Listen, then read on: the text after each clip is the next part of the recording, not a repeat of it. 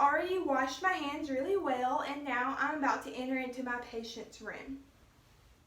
Good afternoon, Miss Brittany. My name is Brooke, and I'm going to be your nurse today, and I will be doing a hair, skin, and nails assessment on you as well as an abdominal assessment. Sound good? Yes, ma'am. All right, great. So just when I first walk in and at first glance, when I'm just generally looking at her hygiene seems to be good. I'm not smelling any odors. Her hair and her clothes, she looks clean and just hygienic. So now I'm going to go ahead and start with the hair, skin, and nails assessment. So first I'm going to start by palpating the scalp, and I'm feeling around for any just abnormalities, and I'm also feeling her scalp to see its texture and her hair texture. Her scalp felt hydrated. It wasn't dry. Her hair is not overly dry or brittle. It looks clean, and it has a nice texture to it. So now I'm just going to use a pen to help me part through her hair, and I'm going to be looking for lice and just any lesions or just anything abnormal on her scalp, and I'm also just checking to make sure she has a normal distribution of hair.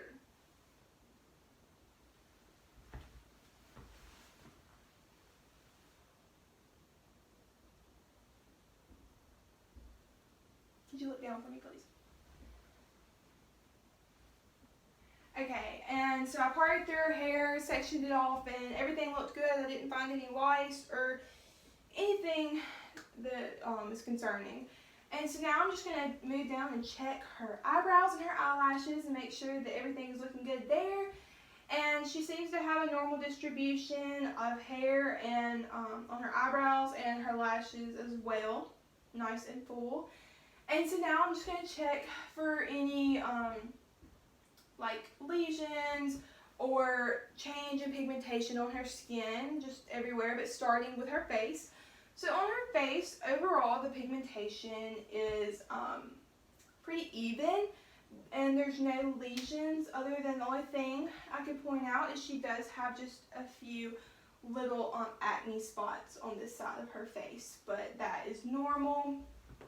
Now I'm checking her neck for all those same things, and pigmentation seems pretty normal. She does have just a few moles and freckles, but they appear normal. And the same with her chest, she has a few freckles there. And the pigmentation overall is pretty good. And the same with her arms and just looking at her legs. And so now I'm going to look at her back. So could you please turn this way for me? So now I'm looking at the skin on her back. I'm looking for any cuts and just discoloration. And it looks pretty good to me. So thank you. Could you please turn back this way?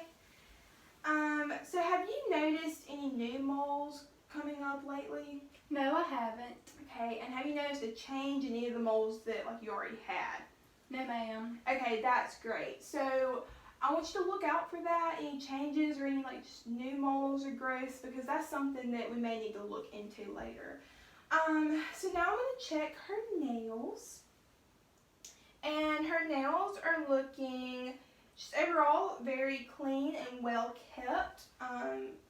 They're not brittle. The nail beds feel smooth. And now I'm going to check for capillary refill. And I'm going to do the same on this side.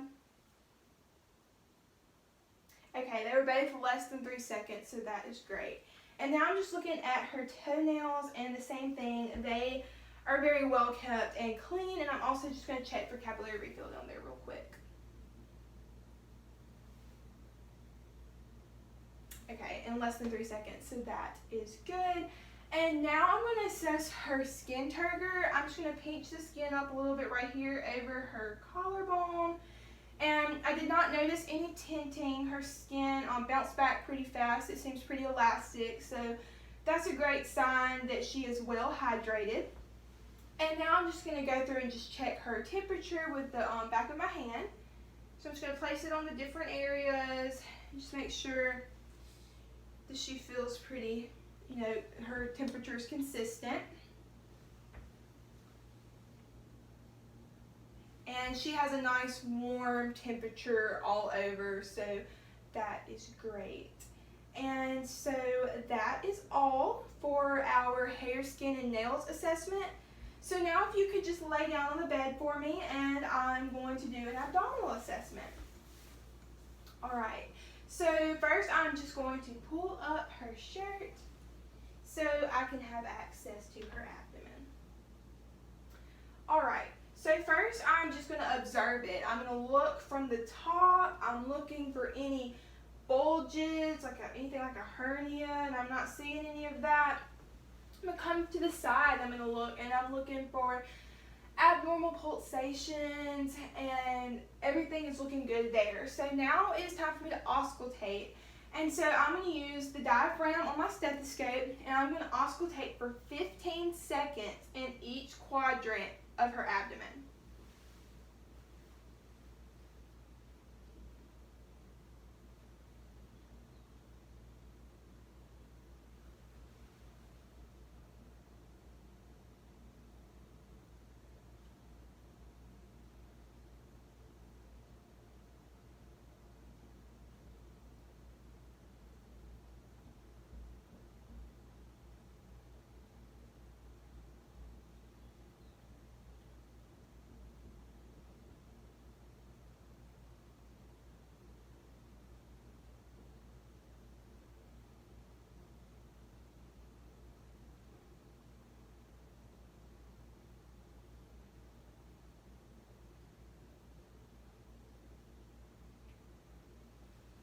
Okay, so everything sounded great there, and now I'm switching to the bell of my stethoscope, and I'm going to place that over her epigastric region just so I can listen for any abdominal bruits.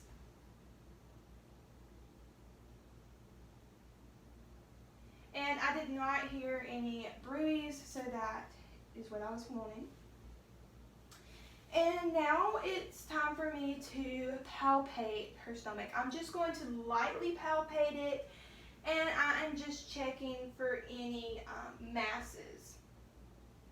So I'm not feeling any masses, so that is great. I'm also checking for tenderness. So are you experiencing any tenderness as I'm pressing down on your stomach?